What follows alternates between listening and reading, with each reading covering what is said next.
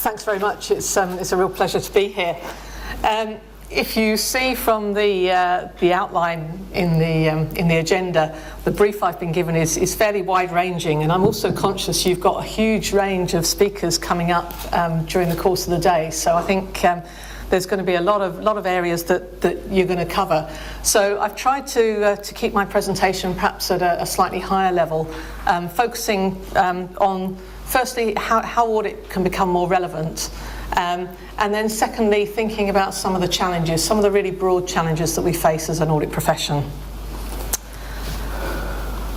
So if I can get my slides to work, which is always the first challenge on one of these presentations, thinking about how audit can become more relevant. Now, as my chair introduced, I am Head of Audit and Assurance at Grant Thornton UK. I have also previously worked with the ACCA, and you'll be hearing more of their work earlier. And in fact, when I was with ACCA and before I joined Grant Thornton, we commissioned a joint piece of work looking at the future of audit and looking at how audit can become more relevant. And the background for that was really that there was no kind of formal research on audit. There was lots of anecdotal evidence, and there were a lot of conflicting views. If you think back to the time of the global financial crisis, audit and auditors were very much seen as being part of the problem. And frankly, nobody was desperately happy. The feedback we were getting from investors and users of the audit report was that it was bland, it was binary, it wasn't necessarily helping. The companies being audited, who the vast majority pay the bills, were not as satisfied as they could be. And actually within the audit profession as well, we were seeing signs that people weren't that happy and weren't as engaged with what they needed to do. So we wanted to sort of step back, take a look very much on a global basis at what we can be doing to make audit more relevant for the future. And actually to think about, was there a common solution worldwide, or were there genuine differences around the world? So what we did was commissioned a series of roundtables in a number of different jurisdictions, and we were quite thoughtful about where we went to, because the intention was to try and get a mix of stakeholders. A number of us in this room are from countries where we have quite established audit markets, but actually in some countries that is very much evolving, and so we took a range of countries and a range of stakeholders as well. So we were looking at different people with different interests in the audit process, and to try and get the feedback from them. So with getting that kind of range of views, we wanted to see whether there were common themes that were coming out, and whether, if there were differences, what the reasons were for those differences.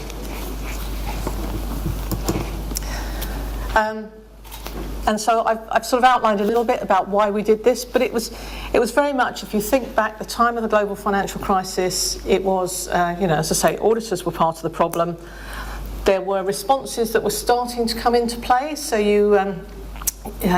I'll probably make the first mention of EU audit reform today, and I'm sure it won't be the last, but there were a number of countries were implementing reforms to try and address what were perceived problems in the audit market. So a lot of regulatory change that was going on. And as I said, there were suggestions that audit was seen as, or issues with audit were different in different countries, but we wanted to test that out. And if possible, what we wanted to work towards was a solution that was supported throughout the global environment. So the findings from the work that we did were interesting, and I think the key point is it depends on what your perspective is, where you're coming from. And I think one of the most insightful things for somebody like myself who is resident in a country where audit is established is that countries who are beginning this journey really see the value in audit. We kind of take it for granted sometimes. So countries who had recently invested were keen to allow this process to work through, to gain the benefits of it, to learn what it meant, without necessarily pushing too hard for further change. That said, where we were in countries where there were more established audit markets, that was where there was a lot of the feedback about whether the nature of the audit report, whether the binary pass-fail type environment was satisfactory and whether it was meeting needs. So there were a lot of suggestions there that the whole reporting model could evolve further. Probably no surprise really that different users have different requirements, but that's something that we need to keep in mind, that not everybody is looking for the same thing out of an audit. And the pressure to adapt. I know you'll be hearing more about the digital environment later on, but a lot of the challenges around how audit maintains its relevance in a digital environment. And I think probably overriding that, the big point was about assurance, that people want comfort, some kind of comfort, and I'm not talking auditor language here, I'm talking everyday language, some kind of comfort about information they receive. Whether it's my teenage nieces and nephews who want comfort about the quality of the jeans that they buy, or whether they've been manufactured in a country that doesn't use child labour, or whether it's my slightly older son who's bought some football memorabilia who wants to know that it genuinely did come off of this footballer's back or something like that, or whether it's my slightly more mature husband who's thinking about his pension fund and things and wants to know that the accounts are stable. There are all sorts of things that people are looking for, that kind of comfort around information. And I think that's where we need to be looking at as a profession, is about, with the increasing availability of information, people want to be able to trust that information, and what we as auditors, as assurance providers have, are the skills to be able to provide that trust in the information. That of course means we need to innovate, and that's not always a word that comes naturally to the audit profession either. So we do need to think very deeply about how we go about our work. But I think the main takeaway from the work that we did was really, when we think about this trust in information and think about the challenges that we face as a profession, we mustn't lose sight of the fact that audit is very valued. Yes, it might be taken for granted, but if you take away something that's taken for granted, you open up the market to more uncertainty. And in places where it's new, it's very much seen as adding that trust. So from the work that we did, the feeling was very much that what we need to be doing is allowing audit and assurance to develop in different ways in different markets to provide the comfort that people are looking for. So if we think about then perhaps some of the bigger picture points that drive some of what I've spoken about, I've started off thinking very much in an audit context, and what we need to do to make audit more relevant. And I think the thoughts there are really about recognising the environment we're in, and it might be different in different countries and evolving at that speed. But the other part of my brief was around the challenges that the audit profession faces. And you're going to hear lots over the coming day around some of the challenges that you perhaps might expect me to speak about. So things like the increasing regulation, the digital environment that we work in, some of the challenges that I'm certainly facing day to day in my job as a result of the EU audit reform. And things like the uncertainty surrounding Brexit, all these kind of things. And actually they're the kind of stuff that auditors deal with pretty regularly. We're used to changing environments, we're used to uncertainty in the market, and in different ways we respond and adapt what we do. But I think for me the really big thing that is challenging us as an audit profession, and actually all of us as an accounting profession, is to do with the whole trust, the trust in big business, the trust in the profession. And I think that's probably where we need to focus our efforts, because other things we can deal with. If we lose the trust, the reputation, that's where we will really struggle. So you can all think of your own examples, but sitting here in the UK, the recent vote on Brexit was a good example of people exercising their feeling of disenfranchisement with the process, lack of trust in big business, lack of trust in the city and politicians, whatever. We've got the elections coming up in the US. We can see similar traits there. It's easy to look at these things and think, well, that's political, that's not really us, but it is. This is very much about how much people trust the big business of which we are seen to be part. Voters are kind of left cold by the whole concept of globalisation. I think that's something that we've learnt here. A lot of people don't feel engaged with that. They don't necessarily see the benefits. And that's interesting when we think about what the accountancy profession does, because of course we work very hard as global businesses, developing global standards to get consistency across global financial markets.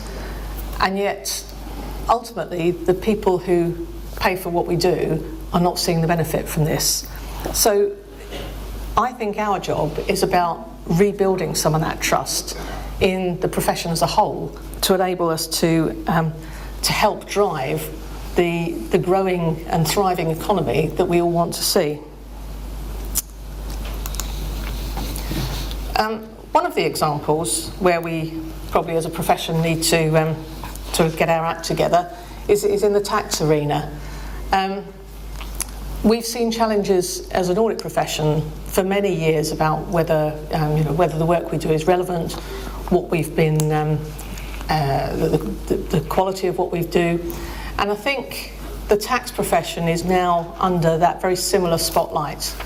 And certainly I spend a lot of time, pretty much day to day, working with my tax colleague, and frankly speaking more about tax sometimes than about audit, around what it is that we contribute and how we need to position ourselves, because we need to be seen very much as contributing value to society as a whole, to governments, and again helping build the vibrant economy that we need to see.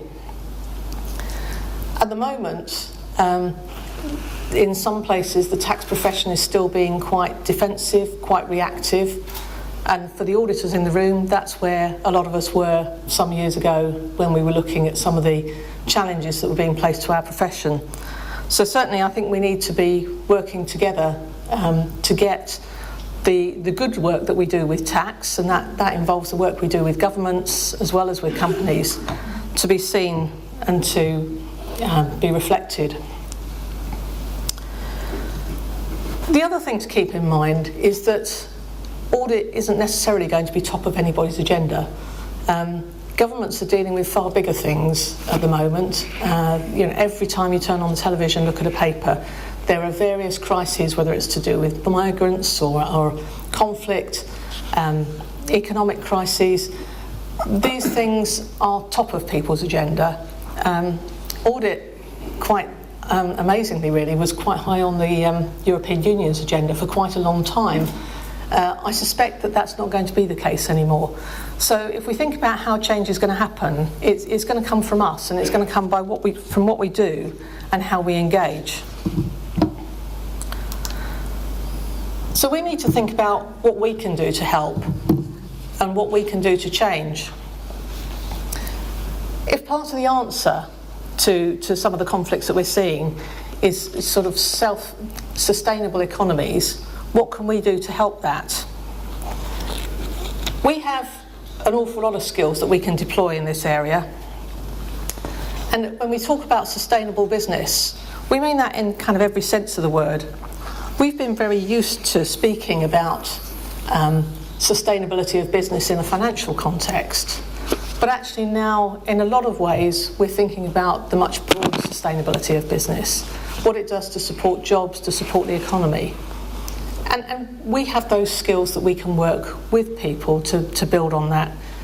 I know you're going to be hearing later on this afternoon from Paul Druckmann around the integrated reporting process, and I've just been speaking with one of my fellow panellists around the work that we've been doing there to think about how we can build trust and confidence in that full integrated reporting picture. The work the IAAB's been doing on providing assurance on the integrated reporting process. these are all really key parts of what we can do and what we can bring. And so we need to be focusing on the assurance that we bring to the information that helps build sustainable economies.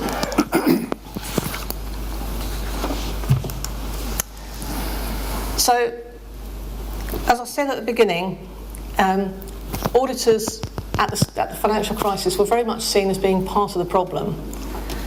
I think the challenge for all of us is to be seen as part of the solution.